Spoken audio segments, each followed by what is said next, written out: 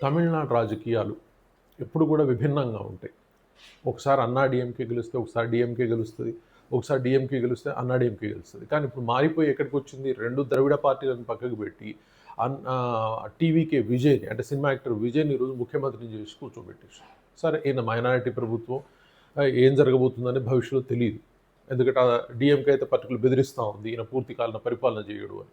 సరే, టీవీకే విజయ్ ప్రజలలో ఉన్న అభిమానం, సినిమా యాక్టర్‌గా ఉన్న వ్యక్తికి అవకాశం ఇచ్చి ప్రజలు కూర్చోబెట్టారు. తమిళనాడులో ఉన్నటువంటి ఒక, ఏమంటాం, అది అవలక్షణం అనాలన్నా మరి ఏమనాలన్నా అర్థం కాదు కానీ, ఒక సినిమా యాక్టర్ని ముఖ్యమంత్రులను చేసి అత్యధికమైన అభిమానం ఉన్న రాష్ట్రం ఏంటి అంటే తమిళనాడు.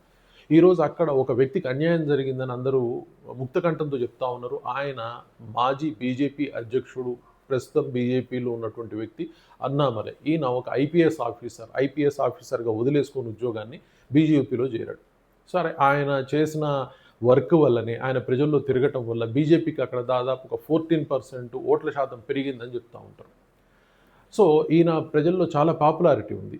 కానీ మొన్న బీజేపీ ఏం చేసింది అంటే, ఆయన అధ్యక్ష స్థానాన్ని పీకేసింది. తర్వాత ఎలక్షన్‌లో కూడా ఆయనకు సీట్ ఇవ్వలేదు. ఓవరాల్‌గా మరి ఏం జరిగింది అంటే, ఏఐడీఎంకేతో ఒప్పందంతోటి పళనిస్వామికి పడడు కాబట్టి ఈయనను పక్కకు పెట్టేసింది. మరి దానిలో ఈయన అభివృద్ధి ఉంటదా, ఉండదా అని కార్యకర్తలైతే చాలా బాధపడ్డారు. సో ఈరోజు ఎక్కడికొచ్చింది, మొన్న ఆయన రాజ్యసభ ఇస్తారు అన్నారు. మరి రాజ్యసభ కూడా ఆయనకి ఇచ్చే అవకాశం లేదని తెలిసిపోయింది. ఇప్పుడు అన్నామలై ఏం చెప్తా ఉన్నాడంటే, 2 రోజులు వెయిట్ చేయండి, మీకు సమాధానం చెప్తా ఉంటాడు. ఆయన కూడా మరి ఆలోచిస్తున్నాడు అన్న వార్తలు వస్తూ ఉన్నాయి. తాను సొంతంగా పార్టీ పెట్టి అక్కడ భవిష్యత్ ఎలక్షన్‌లో పోటీ చేయాలన్న ఆలోచనతో ఉన్నాడు. సో డెఫినెట్‌గా అన్నామలై లాంటి వాడు తమిళ రాజకీయాల్లోకి రావాల్సిన అవసరం కూడా ఎంతో బలంగా ఉంది.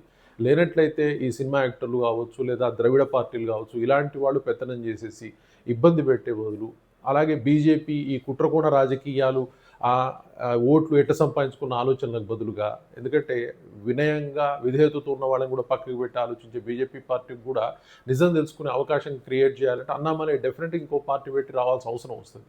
లేకపోతే వీళ్ళకి గ్రోత్ ఉండదు, వాళ్ళకు గ్రోత్ ఉండదు. మరి ఏం జరుగుతుందో వేచి చూద్దాం. తమిళ రాజకీయాలు విభిన్నమైనవి ఎంతైనా. Thank you very much.